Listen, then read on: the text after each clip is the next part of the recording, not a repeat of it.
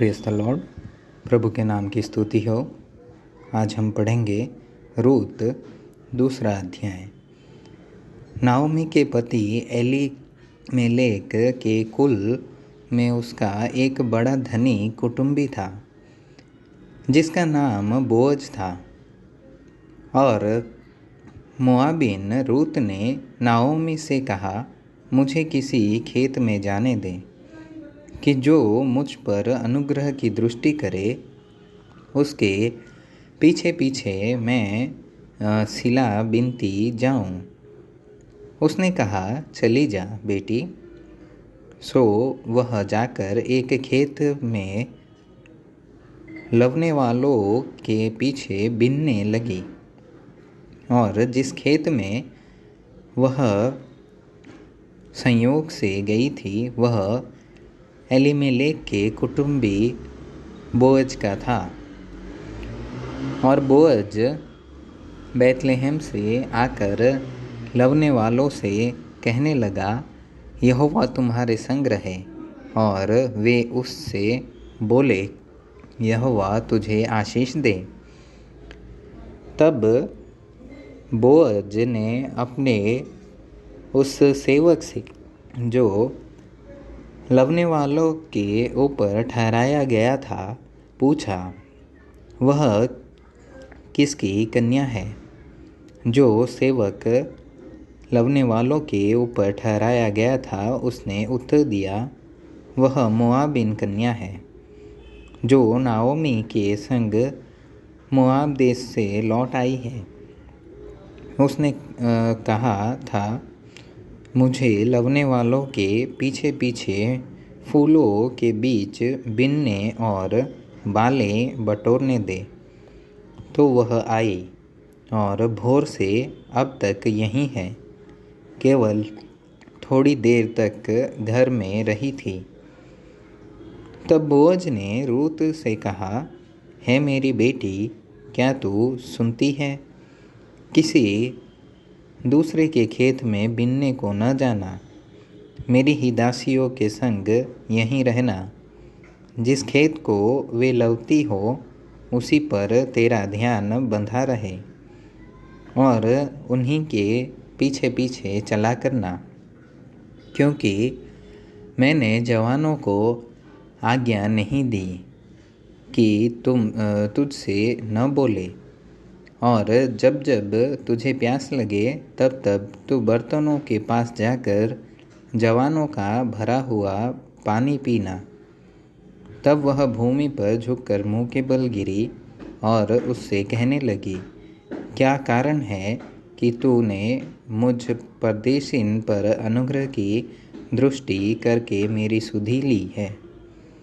Boaz ने उत्तर दिया, जो कुछ तूने पति मरने के पीछे अपनी सास से किया है, और तू किस रीति अपने माता पिता और जन्मभूमि को छोड़कर ऐसे लोगों में आई है जिनको पहले तू न जानती थी, यह सब मुझे विस्तार से के साथ बताया गया है।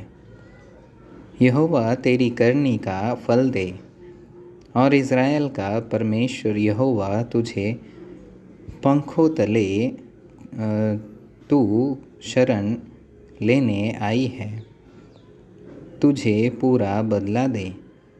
उसने कहा, है मेरे प्रभु, तेरे अनुग्रह की दृष्टि मुझ पर बनी रहे, क्योंकि यद्यपि मैं तेरी दासियों में से किसी के भी बराबर नहीं हूँ, तो भी तूने अपनी दासी के मन में बैठने वाली बातें कहकर मुझे शांति दी है। फिर खाने के समय बोअज ने उससे कहा, यहीं आकर रोटी खा। और अपना कौर सिरके में बोर। तो वह लवने वालों के पास बैठ गई और उसने उसको भुनी हुई बालें दी और वह खाकर तृप्त हुई, वरन कुछ बचा भी रखा। जब वह बिनने को उठी तब बोअज ने अपने जवानों को आज्ञा दी कि उसको फूलों के बीच बीच में भी बिनने दो और दोष मत लगाओ, वरन मुट्ठी भर जाने पर कुछ कुछ निकाल कर गिरा भी दिया करो और उसके बिनने के लिए छोड़ दो और उसे घुड़को मत।